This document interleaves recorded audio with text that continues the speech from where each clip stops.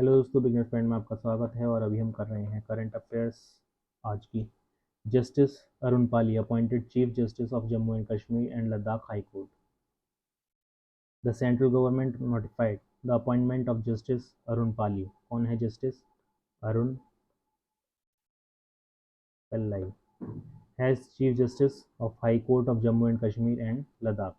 Akashvani Jammu correspondent reports that the Union Law Minister Arjun Ram Meghwal took to X regarding the appointment Justice Arun Pillai in exercise of the power conferred by the Constitution of India. The Honorable President of India, after consultation with Honorable Chief Justice of India, appointed Justice Arun Pillai, Judge High Court of Punjab and Haryana, as Chief Justice of High Court of Jammu and Kashmir and Ladakh with effect from the date he assumes charge of this his office. पूरे में यही है।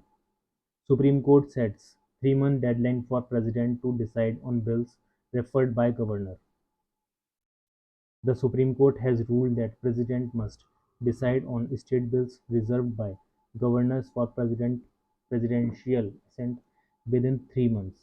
The apex court set aside Tamil Nadu Governor R.N. Ravi's decision to withhold assent to 10 pending bills and in the process ruled that the president should also not take more than 3 months in arriving at a decision on bills referred by governors. The Supreme Court has said it is not undermining the office of the governor is in fixing a timeline for their actions under Article 200, but they must act with due deference to the settled conventions of parliamentary democracy. Article 200 empower the governor to give assent to the bills presented to him, withhold the assent, or reserve it for the consideration of the President.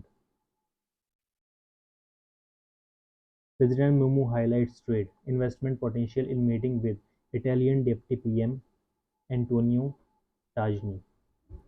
Deputy President, Deputy Prime Minister and Minister of Foreign Affairs Antonio Tajani of Italy called on President Draupadi Murmu at Rashtrapati Bhavan in New Delhi on Saturday. During the meeting, the President said that there is a great potential for growth in bilateral trade and investment between India and Italy. She highlighted that India's rapid economic growth and the roadmap for Viksit Bharat by 2047 present numerous opportunities for industrial partnership and collaboration.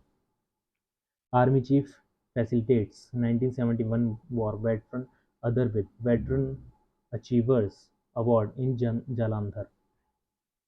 Army Chief General Upendra Dwivedi interacted with veterans during his visit to Vajra Corps and facilitated four distinguished ex-servicemen including a 1971 war veteran with the Veteran Achievers Award for their outstanding contributions to society, youth empowerment and nation building. They were honored during a ceremony held at Jalandhar on Saturday. These ex-servicemen include Colonel Jagdeep Singh, a wheelchair-bound battle casualty himself, Commander Gurcharan Singh, a 1971 war veteran Honorary Captain Gurmel Singh, and Havaldar Simranjeet Singh. They all are working for the welfare of ex-servicemen and their families besides the youth of the state in training them to join forces, conduct environmental awareness, girls' education and anti-drug campaign in Punjab. Earlier, the Chief of Army Staff paid obeisance at Shri Harmandir Sahib Golden Temple in Amritsar along with his wife Sunita Dwivedi and other family members. UPI transactions are being declined partially due to some intermittent technical issue, says NPCI. National Payments Corporation of India (NPCI) has said that Unified Payment Interface (UPI) transactions are being declined partially due to some intermittent technical issues. In a social media post, NPCI said that they are working to resolve the issues to ensure smooth digital transactions. Freeman of Telangana Padma Shri D. Ramaya passes away. Padma Shri D. Ramaya, popularly known as the Tree Man of Telangana, passed away this morning in his native village Redipillai in Khammam district, Telangana. He suffered a heart attack and was rushed to the Khammam Government Hospital, where he died while receiving treatment. He had been unwell for some time. Ramaya was honored with the Padma Shri in 2017 for his exceptional contribution to environmental protection. He planted over 1 crore saplings during his lifetime and was deeply committed to raising awareness about the importance of trees. Recently, the Telangana government included his life story in the Class 6 curriculum to inspire young students. 8th meeting of Joint Committee of ASEAN-India Trade in Goods Agreement concludes. The 8th meeting of Joint Committee of ASEAN-India Trade in Goods Agreement (AI) AITIDGA, which was hosted by India, concluded yesterday. The five-day meeting held in New Delhi was co-chaired by Additional Secretary in the Commerce and Industry Ministry Rajesh Agrawal and Deputy Co-Chair Dr. Sukumari S. Shanmugam, Senior Director in Malaysia's Investment, Trade and Industry Ministry. The Ministry of Commerce and Industry in a statement said that the committee's primary objective was to advance the ongoing review of the AITIGA, aiming to modernize the agreement to be more effective, user-friendly, and conducive to trade. It added that ASEAN remains a vital trade partner for India, accounting for approximately 11% of India's global trade.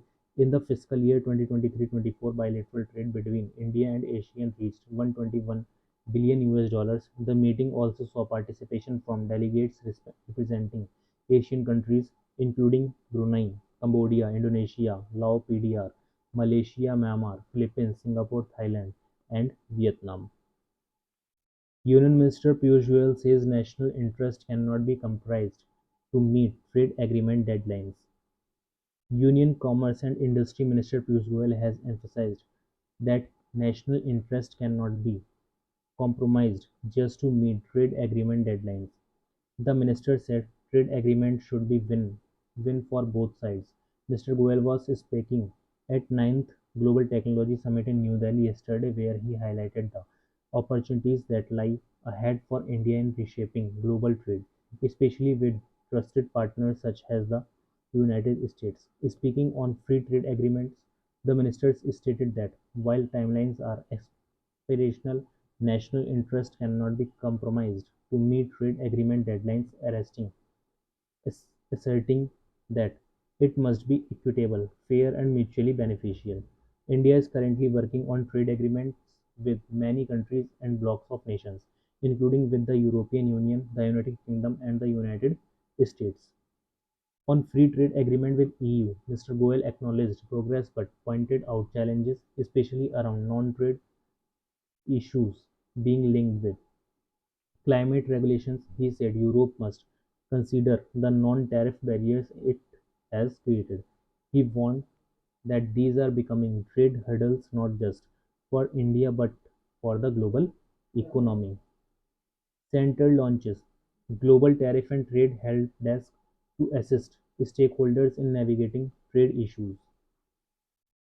The center has operationalized a dedicated global tariff and trade help desk to assist stakeholders in navigating emerging trade issues. The Commerce and Industry Ministry in a statement that the help desk will look into issues relating to import and export challenges, import surge or dumping, logistics or supply chain challenges, financial or banking issues, and regulatory or compliance issues, among others. The help desk will also collect trade-related issues concerning other ministries, departments, and agencies of central government and state governments. It will also coordinate to seek their support and provide possible regulation resolutions. The ministry added that export-import community may submit information on the DGFT website and submit information relating to their issues.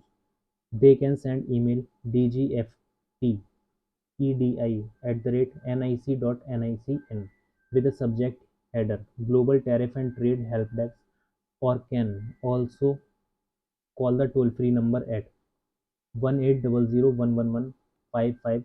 The Department of Commerce and DGFT are actively tracking developments in global trade, particularly in relation to tariff changes, import surge, and export related challenges. Waves Summit 2025 winners of theme music competition announced. The Information and Broadcasting Ministry has announced the winners of the theme music competition, one of the 32 challenges being held as part of the Waves Summit 2025, the first World Audio and Video Entertainment Summit.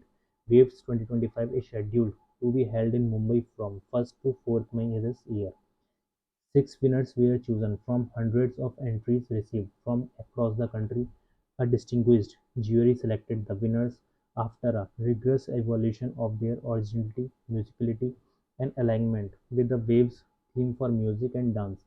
India's vibrant rhythms, from classical performance to contemporary beats. The ministry said the competition aimed to showcase India's diverse musical talent.